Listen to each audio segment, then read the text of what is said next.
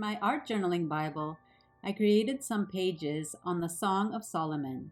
This is the second in the series of paper cuts I'm creating, inspired by this book. The theme that I want to focus on today is the theme of longing for love. I started out with a digital drawing on my iPad, which I printed out on a piece of paper. There's a girl in the Song of Solomon poem who is dreaming, and in the corner you'll see a girl who is dreaming. She is asleep, and the images all around her are expressions of that dream. There is a girl looking up, and there is a man looking down. The theme in the Song of Solomon, of course, is the theme of love. And there are two people, a man and a woman, who are expressing their love for each other. It's basically an ancient love poem from the Middle East, and it's very typical of other love poems from that area. In this poem, there is a scene in which the girl is dreaming about her beloved. And in the dream, she was missing her beloved one, and she goes to look for him in the streets. In chapter 3, verse 2, it says, "I will rise now and go about the city, in the streets and in the squares. I will seek him whom my soul loves. I sought him, but found him not." While I'm cutting out this piece of art, I want to talk to you about longing for love. Most people think that the Bible is an outdated book, that it has nothing to say about modern day relationships and issues that people struggle with in real life. But I find it very inspiring and insightful. And when I read this book, The Song of Solomon, there were many thoughts that came to my mind that relate so well to the things that people experience in this day and age. For example, the theme of longing for someone, longing to be loved, longing to find a person. This is true in this day as well. Men and women have this innate feeling of longing, of desire to be loved and to have someone to confide in, to have someone they can trust, to have someone as a companion for their whole life. When I was in college, I had this conversation with a friend of mine, how I had this idea that I want to be married and I want to spend my life with one person. And that was very important to me, that I was not going to go looking for many relationships, but I just wanted one relationship. And I wanted somebody who will take care of me, somebody who I can trust, who will never leave, that I can grow old with. And it didn't matter to me when I was in college to find many people or experience many things. I just had this one desire, and that was enough for me. Surprisingly, my friend had never heard a person say that before. She had always heard that you have to go out with lots of people and experience many things, and there was always this pressure she felt that she has to be with many different men and find different experiences. And what she really wanted was to stay with one person who will stay with her. And she was just surprised that there was a person who wanted that also, and that it's possible to live like that.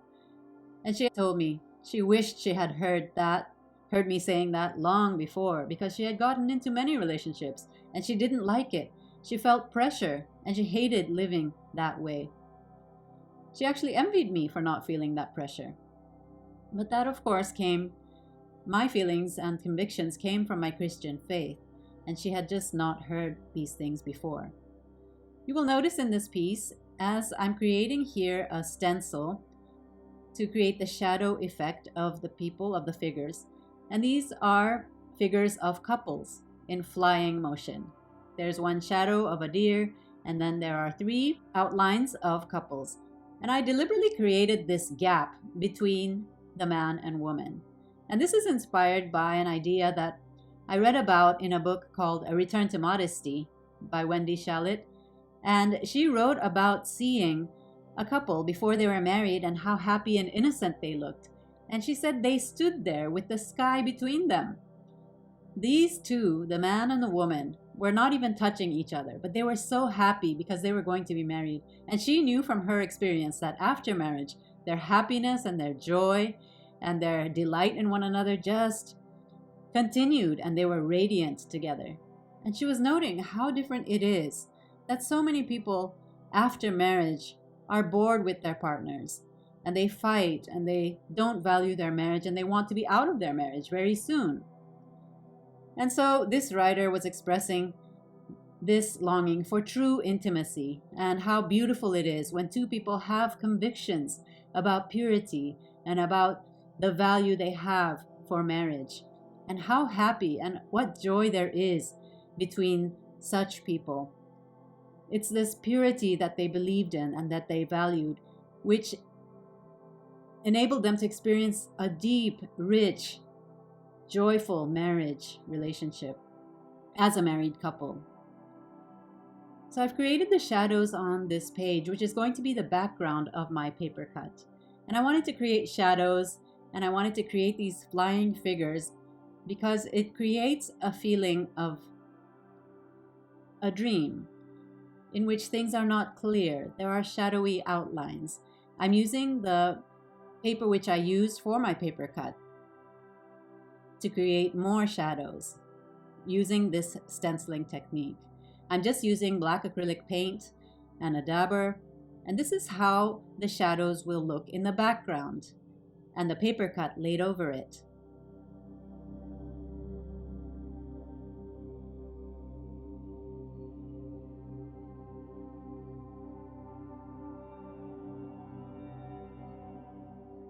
There is a longing in every person's heart for a relationship that is deep and lasting, and it's good to long for true love.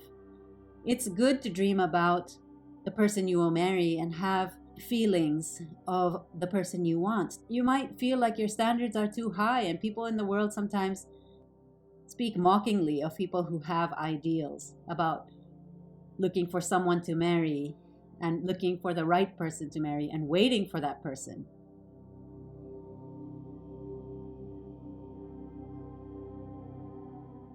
But I don't think there's anything wrong with that. It's wonderful to be motivated to wait for the right person for marriage.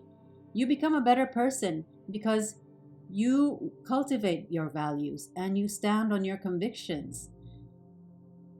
And while you pray for the person you want to marry, you can also become the kind of person that you would choose. You would be building your character, and you'd make decisions differently from the rest of the world.